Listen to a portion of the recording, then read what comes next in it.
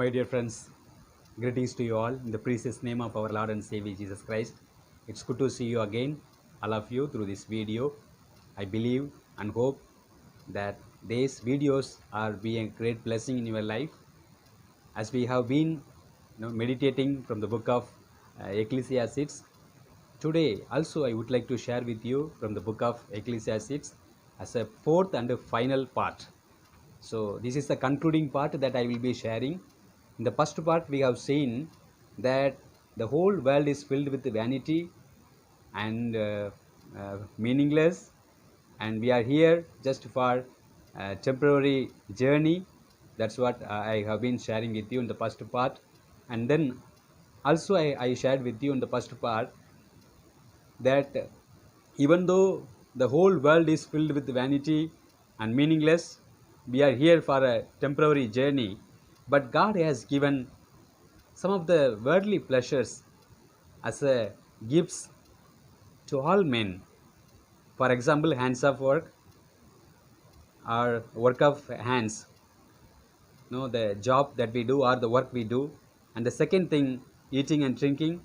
And then the third thing, the relationship, the human relationship that we have with our families, friends, and in our surroundings. So these three gifts are God given, and really it helps us to enjoy in God's favor and God's provision. And also God wants us to move towards eternity, because God doesn't want us to just to stay in the worldly pleasures that we have received from God, but that should help us to move towards eternity, towards the eternal God. That's what I shared with you from the first part. And here in the concluding part, I would like to share with you, even though there are worldly blessings and carnal blessings that we have received from God as a gift, but when we do not enjoy in a proper way, or when we do not consider it all these blessings as in a proper way, that becomes sin. That becomes sin, and we became against God, because that's not the way God wants us to enjoy the life. When we cross our limit, when we cross our beyond our limitation, that becomes sin. For example, God has given us gift as a gift of eating and drinking on this earth. But when we are eating and drinking, but not blessing others, not helping others, then that becomes sin. And also, God has given a relationship, family relationship. When we misuse the relationships, when we have a wrong relationship with somebody, then that leads towards hell and punishment. That becomes the wrong relationship that we have. We cross the limit. We should enjoy the God-given provisions as a gift. But when we cross our limit, there is a limit for everything. When we cross it, we should remember and know that there is a judgment. There will be a judgment for all of us, those who ever crossed the limit. Let's move towards the Bible scripture, Ecclesiastes chapter 11, verse 9 and 10. Let me read for you. Rejoice, O young man, in your youth, and let your heart cheer you in the days of your youth. Walk in the ways of your heart and in the sight of your eyes. But know that for all this God will bring you into judgment. Therefore remove sorrow from your heart and put away evil from your flesh, for childhood and youth are vanity. So my dear friends, what do we see here? So this is not encouraging word, but a warning word. God wants to warn us, my dear friends. It's not encouraging words. See, if you read, rejoice, O young man, in your youth, it looks like God is encouraging us to enjoy the life of youth, life of young, and let your heart cheer you in the days of your youth. Walk in the ways of your heart and in the sight of your eyes, but know that for all these things God will bring you into judgment. What does it mean? What God wants to communicate with us, my dear friends, through this verse? God says, even though God has given the worldly pleasures on this earth, but you enjoy the life that you have received. You enjoy whatever you receive as your portion. But remember that in all days, God will bring you into judgment, whether it is good or bad, whether we enjoyed God's provision, God's blessings, God's gift under our limitation or beyond our limitation. Whatever we have done, God will bring all these things. God will bring us into judgment. If you read the 12th chapter, the 13th verse, it says, let us hear the conclusion of the whole matter. That's the conclusion of all these matters. Here, fear God and keep His commandments, for this is the whole duty of man. For God will bring you every work into judgment, including every secret thing, whether it is good or whether it is evil. Whether it is good or whether it is evil, God will bring us into judgment.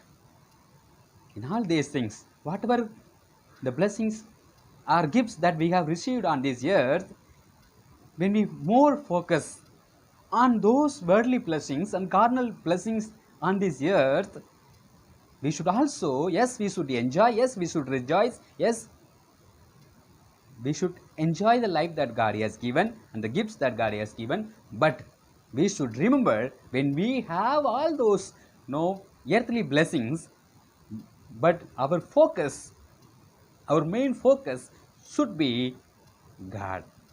Our main focus should be eternity. Our main focus should be on the day of judgment.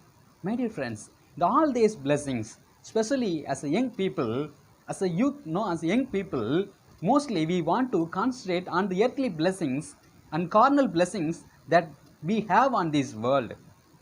Am I right? Yes, young people know they want to pay more concentration on eating and drinking, and young people pay more concentration towards the career or the job that they wanted to do. And young people wants to have a relationship. They want to have a lot of friends. They want to have a lover in their life, as whom they wanted to be the future life partner. Yes, they are longing for the relationships. Even though they are attracted to all these earthly and carnal pleasures, but God wants them to focus more on eternity. God wants to remember Him, my dear friends. That's what we seen from the scripture. The 12th chapter, the first verse says, remember now your Creator in the days of your youth, before the difficult days come, and the years draw near when you say, I have no pleasure in them. What does it mean? My dear friends, here God says, remember now. Remember now your Creator in the days of your youth. God wants us to remember. What is the meaning of remember? Remembering is just not remembering God. Sometimes people remember God and saying that, oh God, they say. Is that remembering? No. This is not the remembering that sometimes people remember God. This is not that remembering. This remembering, in a sense, we should focus on God in all these enjoyments, in all these blessings, in all these pleasure that God has given us on this earth. The world is filled with pleasure, my dear friends. God has given to men, all men, but God wants us to remember our Creator.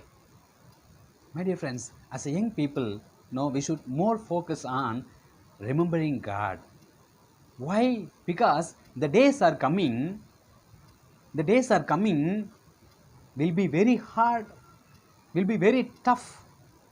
So before entering into the tough times, the difficult times, as we are young, we should focus on God more. So now we are young. After a few years, we will be old. It's mainly it's talking about the old age. No, the old age. People get no old age. Am I right? Slowly, one by one, we all are becoming old day by day. Each and every day, whether we like or not, we are becoming old day by day.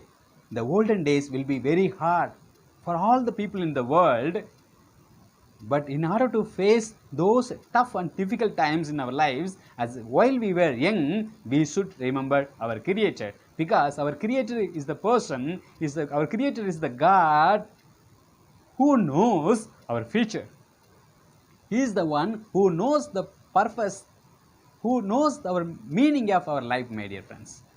Why we should remember God? Because He is the one who knows our future. He is the one who knows the purpose and meaning of our life on this earth. So before we take some firm decisions, why as a young people we should remember God? The another reason, because we are moving towards the old age. Before, while we were young, we should take some of the firm decisions in our lives. So before taking the firm decisions, we should know from our God, who is our Creator, the purpose and meaning of our life. If we know the purpose and meaning of our life, we can face our future and olden days or toughest time, whether it is a difficult time or a toughest time, whatever the time that's our August that we are going to face. Yes, my dear friends, those who walk closer with God, those who have a closer walk with God can know the purpose and meaning of their life. That's why before they take some of the firm decisions in their life, they should remember their Creator. My dear friends, as young people, we should take two main important decisions in our life. The first important decision that we should take while we were young, whether to follow God or the world, whether to follow God's word or the worldly pleasures. So we should take a firm decision whether to follow Christ or the world, whether to carry the cross or enjoy the carnal earthly pleasures on this earth. We should take a first firm decision, my dear friends, if we are youth. And the second very important truth or the decision that we are supposed to take on this earth is to whom we marry. What kind of person, what kind of life partner that we wanted to get. What kind of life partner that we are going to choose. My dear friends, choosing the life partner also impacts our eternity.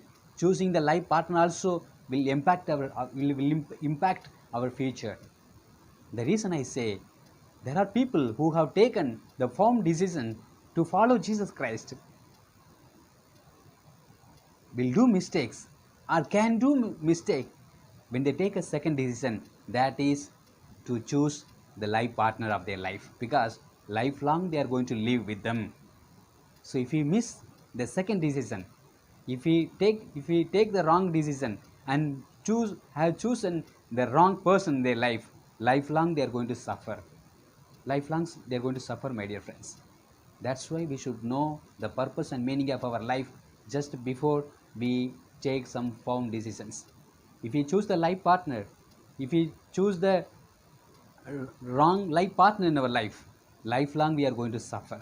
Lifelong we are going to suffer. There are people, my dear friends, I know, they cry each and every day. They suffer each and every day, my dear friends. They are not able to go to the church. They are not able to spend quality time in the presence of the Lord and read the scripture, just because their life partner is not willing and not allowing them to go to the fellowship with the believers. They are not allowing them. They go through lifetime struggle, my dear friends. That's why we should be very careful as a young people. Those who have not married, please listen to God's voice. First of all, you should know the purpose and meaning of your life on this earth. The reason that God has put you on this earth, that is called remembering. So remember God, remember your Creator, the one who created you, and then take a firm decision in your life to follow Christ. To follow Christ. Then the second decision you take to choose, no, to marry the right person. That will impact your future. That will impact the eternity, my dear friends, because the life ahead are very hard. The life ahead will be very tough. The days to come.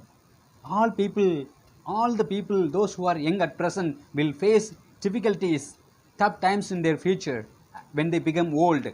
But those who are in Christ, those who believe in Christ, those who follow Christ, those who have remembered their Creator, can face their future, can face their difficult times in the near future. My dear friends, when they become old, they can face. That's why I encourage you, my dear friends, my dear young brothers and sisters, take firm decisions in your life. So few people I want to know, in a few people I want to give an example who have taken the right decision. Hebrew chapter 11, verse 24. Let me share about Moses. He had taken a right decision, my dear friends. Verse 24.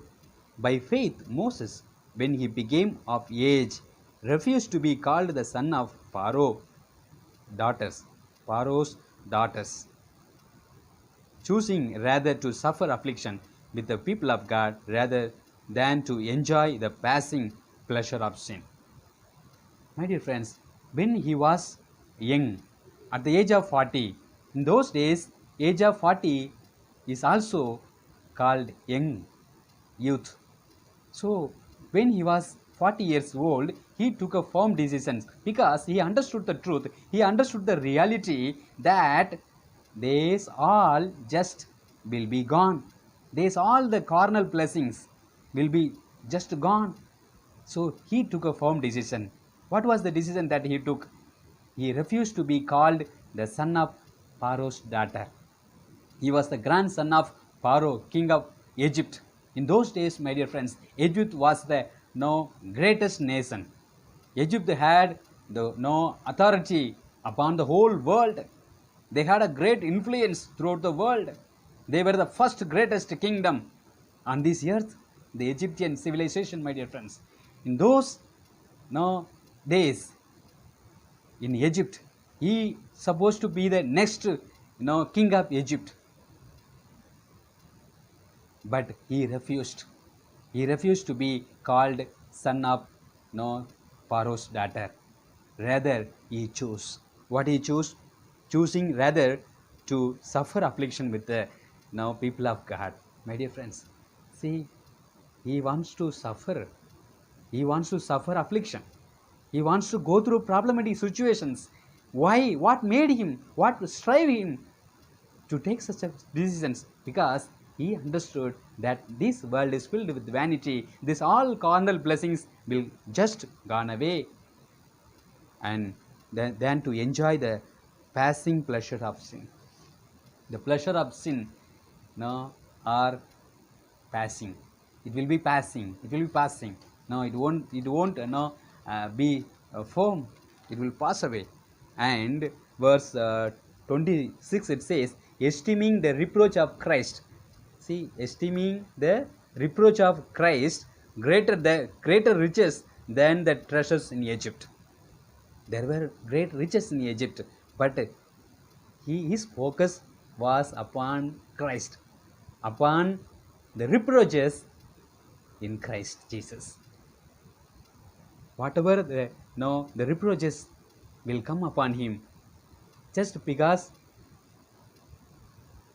for the sake of God's kingdom, for the sake of Jesus Christ's name, he would like to face all those difficulties. He wanted to go and voluntarily suffer along with the God's people, my dear friends, rather than enjoying the passing riches and the treasures of Egypt, for he looked toward the reward. For he looked toward the reward. Which reward? He looked towards eternity. He looked toward the reward that he will be getting on earth, on heaven. He knows, he understands.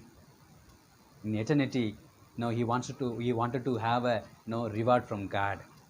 The reward that is eternal life. Chapter 3, verse 7 and 8. But what things were gain to me, these I have counted loss for Christ. For what things were gain to me, these I have counted loss for Christ. But indeed, I also count all these things loss for the excellence of the knowledge of Christ Jesus, my Lord, for whom I have suffered the loss of all things, and count them as a rubbish, that I may gain Christ. My dear friends, are you able to understand what Apostle Paul is trying to say?